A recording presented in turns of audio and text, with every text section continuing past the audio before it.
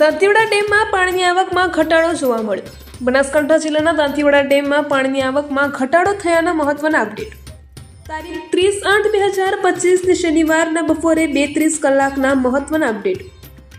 દાંતીવાડા ડેમમાં પાણીની આવક 1853 ક્યુસેક પાણી ચાલુ હતું તે ઘટીને 1370 ક્યુસેક પાણી ચાલુ હોવાના મહત્વના અપડેટ.